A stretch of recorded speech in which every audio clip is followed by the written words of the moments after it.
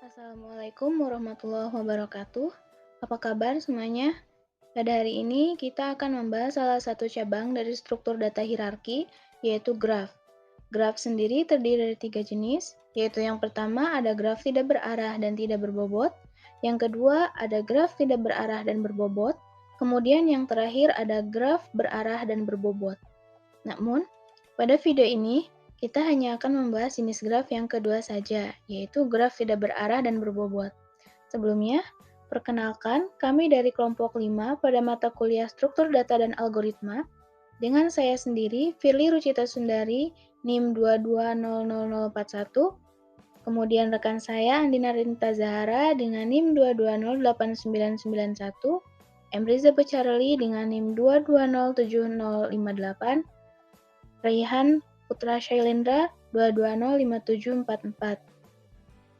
Baiklah, berikut ini adalah topik yang akan kami bahas, meliputi definisi graf tidak berarah dan berbobot, kemudian teknik algoritma Kruskal, ilustrasi algoritma Kruskal, dan implementasi codingannya. Baik, langsung saja kita menuju bahasan yang pertama, yaitu definisi graf tidak berarah dan berbobot. Graf tidak berarah dan berbobot merupakan salah satu jenis graf yang tidak memiliki arah pada setiap lintasannya, namun memiliki bobot. Suatu graf dikatakan tidak berarah karena lintasannya tidak memiliki arah yang ditandai oleh tanda panah, dan bobot pada suatu lintasan graf diketahui dengan adanya nilai pada setiap lintasannya. Kemudian, karena graf tersebut tidak berarah, maka vertex awal dan akhirnya itu sama. Maksudnya, vertex asal ke tujuan sama dengan vertex tujuan ke asal. Graf tidak berarah dan berbobot biasanya digunakan untuk mencari nilai minimum spanning tree atau MST. MST sendiri merupakan teknik yang digunakan untuk mencari biaya terkecil dalam pemasangan jaringan kabel atau telepon pada suatu lokasi ke lokasi lainnya. Dan teknik MST ini memakai algoritma Kruskal. Apa itu algoritma Kruskal? Jawabannya akan dibahas oleh rekan saya, Andina. Algoritma Kruskal. Jadi, algoritma Kruskal merupakan teknik untuk mencari nilai minimum spanning tree dengan cara mengambil beberapa lintasan yang ada pada graf yang memiliki n-1 sisi. N di sini merupakan vertex. Jadi, algoritma Kruskal ini hanya mengambil lintasan sebanyak n-1. Kemudian mengurutkan nilai dari bobot yang paling kecil ke bobot yang paling besar. Lalu mengabaikan sebuah lintasan yang membentuk looping, artinya ketika sebuah lintasan akan diambil dan membentuk lintasan tertutup, maka akan diabaikan oleh algoritma ini. Nah, berikut ini diilustrasikan graf dengan 7 simpul atau vertex dengan 12 edge atau sisi. Mari kita perhatikan bagaimana algoritma Kruskal ini bekerja. Pertama-tama, kita bisa tentukan berapa lintasan yang seharusnya didapat dengan cara mengurangi 1 dari jumlah simpul, yaitu 7 dikurangi 1 sama dengan 6. Maka jumlah lintasan atau sisi yang akan didapat berjumlah 6. Kemudian, kita urutkan lintasan pada graf dari bobot terkecil ke bobot terbesar. Nah, maka diperoleh hasil sebagai berikut. Setelah mengurutkan bobotnya, kita buat lintasan mulai dari yang terkecil dan memastikan tidak adanya looping atau lintasan tertutup. Pertama, lintasan 5 ke 6 dengan bobot 3. Kedua, lintasan 4 ke 7 dengan bobot 4. Ketiga, lintasan 4 ke 5 dengan bobot 5. Kemudian lintasan 1 ke 4 dengan bobot 5, lalu lintasan 2 ke 4 dengan bobot 6, lalu lintasan 1 ke 2 dengan bobot 7 tidak dapat digunakan karena akan terjadi looping, kemudian lintasan 5 ke 7 juga tidak dapat karena akan terjadi looping, kemudian lintasan 3 ke 2 dengan bobot 8 bisa karena tidak terjadi looping, lalu lintasan 3 ke 1 dengan bobot 9 tidak bisa karena akan terjadi looping. Kemudian lintasan 2 ke 6 tidak bisa karena akan terjadi looping. Lintasan 2 ke 5 juga tidak bisa karena akan terjadi looping.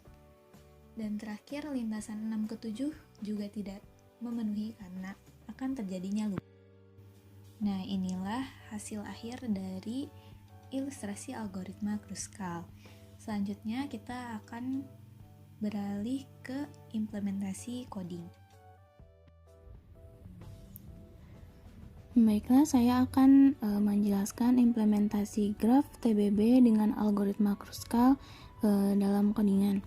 Kita akan memulainya dengan deklarasi struct age. Di sini ada integer u dan v sebagai simpul atau vertex yang nantinya akan saling terhubung. Kemudian ada variabel w untuk bobot. Selanjutnya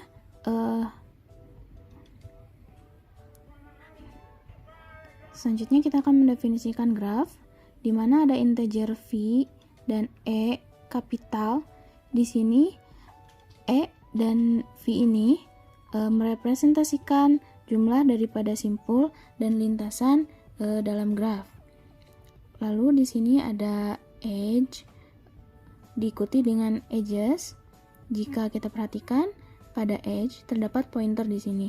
Nah, pointer ini berfungsi pada saat program digunakan. Kita bisa mengalokasikan memori secara dinamis untuk objek-objek graf. Kemudian coba kita perhatikan pada fungsi create graph di sini. Pada fungsi ini digunakan untuk membuat objek graph. Objek graph baru dibuat dengan menggunakan operator new. Operator new ini akan mengalokasikan memori untuk objek graph beserta atribut-atributnya, yaitu v dan e. Nah, serta mengalokasikan memori untuk array edges yang ini berdasarkan jumlah edge e yang diberikan. Kemudian di sini ada fungsi komparator.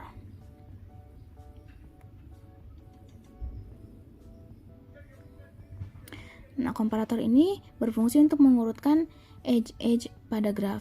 Fungsi ini akan membandingkan bobot dari dua edge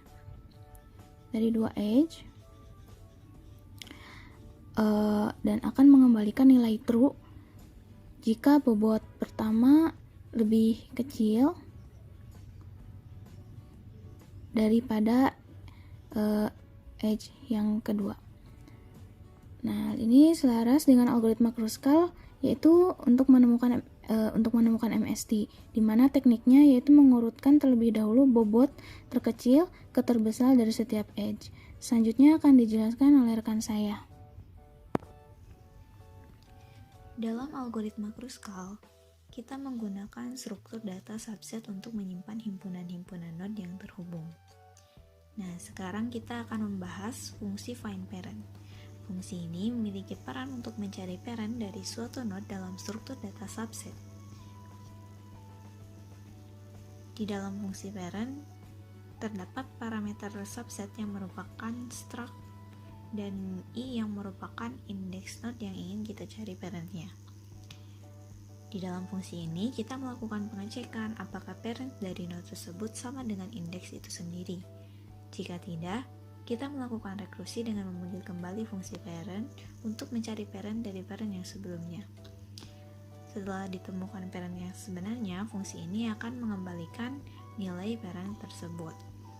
Selanjutnya, kita akan membahas fungsi union.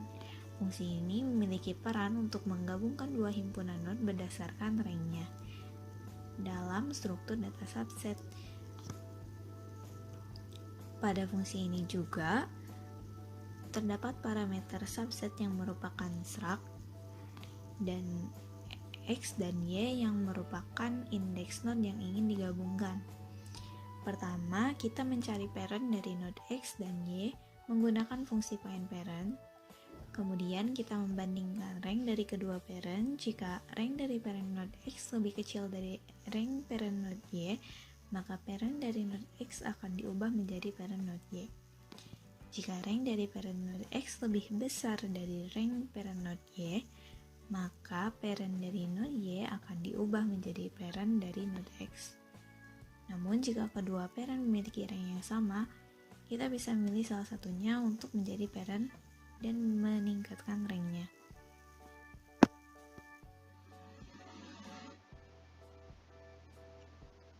Selanjutnya, saya akan menjelaskan implementasi algoritma Kruskal pada codingan. Di sini kita buat sebuah fungsi void dengan nama KruskalMST, di mana memiliki sebuah parameter yaitu graph dengan tipe data pointer dari struct graph. Di sini kita siapkan beberapa variabel. Pertama ada variabel v yang akan menyimpan jumlah vertex atau jumlah simpul. Kemudian di sini ada variabel e yang mana akan berisi jumlah edge dari graf. Kemudian di sini juga kita siapkan sebuah array dengan tipe data edge dengan nama hasil yang mana akan menampung hasil simpul-simpul yang membentuk MST. Setelah itu kita siapkan juga variabel e dan i yang kita inisialisasi dengan 0, di mana kedua variabel ini akan menjadi counter dalam looping. Untuk variabel e ini akan menjadi counter untuk looping dari hasil MST-nya. Untuk hasil MST-nya kita looping menggunakan variabel e, kemudian untuk variabel e ini kita digunakan untuk menelusuri setiap sisi dari graf ini. Jadi nanti kita melakukan cek satu persatu dari sisi pada grafnya. Setelah itu kita siapkan juga variabel total untuk menghitung jumlah bobot pada MST-nya.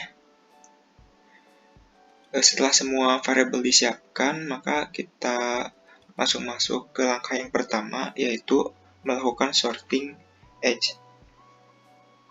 Di sini kita ingin melakukan pengurutan atau sorting sisi graf, di mana akan diurutkan berdasarkan bobot yang nilainya paling kecil ke bobot yang nilainya paling besar. Untuk melakukan sorting, kita dapat menggunakan salah satu fungsi dari C++ menggunakan library, yaitu sort, di mana fungsi sort ini memiliki 3 buah parameter atau argumen.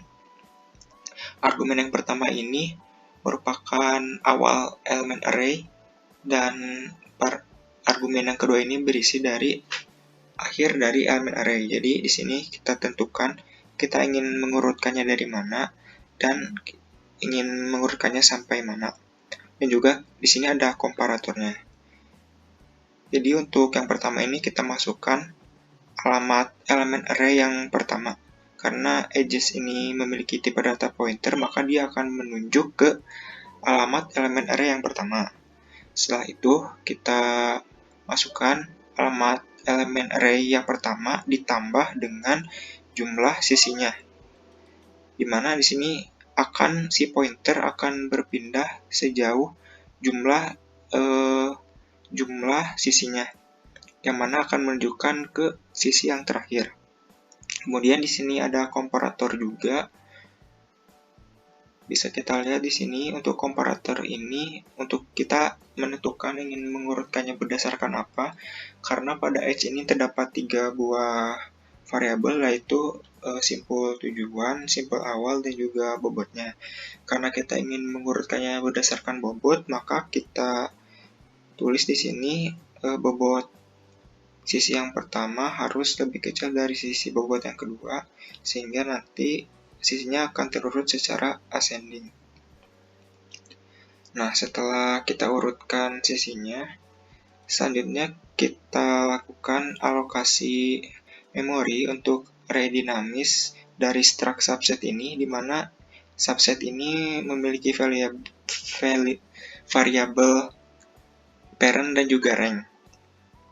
Subset ini berfungsi untuk melakukan disjoin, di mana disjoin ini akan memisahkan setiap simpul-simpul pada graf menjadi elemen atau simpul yang terpisah, yang mananya nanti akan digabungkan lagi menjadi sebuah union yang membentuk MST-nya. Selain itu, subset ini juga digunakan untuk mengecek apakah sebuah simpul ini, sebuah sisi membentuk looping atau tidak. Nah, kita lakukan inisialisasi untuk subsetnya. Di sini ada parent dan juga rank. Karena ini merupakan inisialisasi kondisi awal, maka kita isi parentnya atau rootnya dengan diri dia sendiri, yaitu dengan simpulnya sendiri. Kemudian sini rank-nya kita isi dengan 0 karena belum memiliki child. Setelah itu maka kita dapat melakukan looping. Di sini looping berfungsi untuk mengecek edge satu persatu. Kita cek edge-nya satu persatu apakah dia membentuk looping atau tidak. Jika dia tidak membentuk looping, maka kita bisa masukkan ke dalam MST-nya yang akan digabungkan juga menggunakan union. Jadi di sini pertama-tama kita siapkan dulu next edge-nya. Kita siapkan sebuah variabel untuk menampung edge-nya. Di sini kita ambil edge-nya dari indeks yang pertama sampai yang terakhir. Di sini kita menggunakan post increment karena kita menggunakan looping while bukan for, jadi kita untuk iterasinya kita taruh di sini, di mana dia akan mengambil terlebih dahulu edge untuk indeks yang ke i-nya, kita masukkan ke variabel next edge. Setelah dimasukkan, maka i-nya kita tambah dengan 1, kita iterasikan. Lalu di sini kita siapkan variabel x dan y untuk mencari ultimate parent atau root-nya. Pertama kita cari dulu root dari simpul yang pertama, kemudian kita cari root simpul yang kedua. Jika nanti root simpul pertama dan root simpul kedua ini sama, artinya mereka memiliki parent yang sama, maka kedua simpul itu nanti akan membentuk looping atau membentuk circuit, sehingga tidak bisa dimasukkan ke dalam MST. Jika kedua simpul tersebut tidak memiliki parent yang sama, berarti tidak akan membentuk looping, sehingga kita bisa masukkan dia ke variabel hasil. Ini untuk sisi tersebut kita masukkan ke variabel hasil dari indeks yang pertama sampai yang terakhir. Di sini untuk e-nya kondisinya itu si e ini harus lebih kecil daripada jumlah simpul dikurangi 1. Sebagaimana sudah dijelaskan pada materi bahwa jumlah sisi dari MST ini yaitu jumlah simpulnya, simpul paragraf dikurangi 1. Nah, setelah dimasukkan ke dalam variabel hasil, maka kita gabungkan simpul itu dengan union. Nah, setelah looping selesai, di sini kita cetak hasil dari MST-nya menggunakan looping. Ini juga kita pada loopingnya kita jumlahkan si bobotnya. Dari hasil ini kita jumlahkan menggunakan looping, kemudian kita cetak juga di sini simpul awalnya, simpul akhirnya, dan juga bobot dari simpul tersebut. Kemudian kita cetak total MST-nya. Setelah selesai melakukan MST, maka kita bisa menghapus subset ini. Karena sudah tidak digunakan, maka kita bisa melakukan dealokasi untuk memori subsetnya karena sudah tidak digunakan.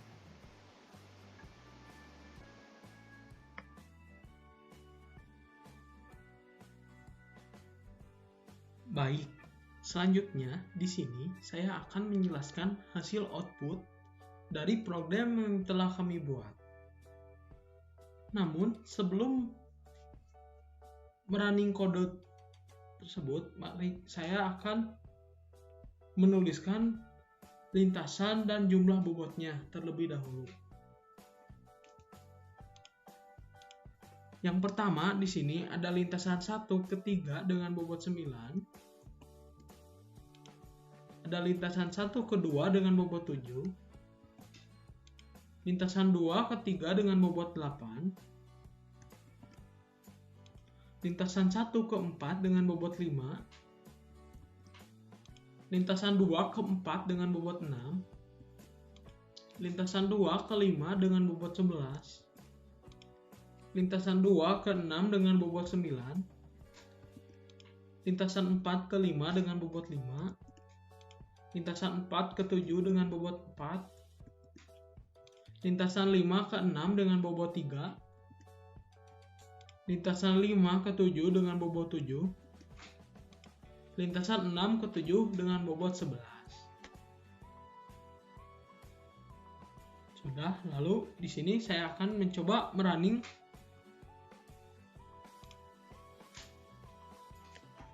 Nah, baik. Muncullah.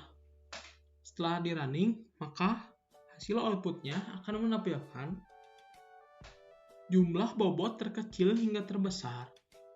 Namun, yang hanya tampil di sini hanya lintasan yang tidak membentuk sirkuit. Seperti contoh gambar berikut. Seperti tabel berikut.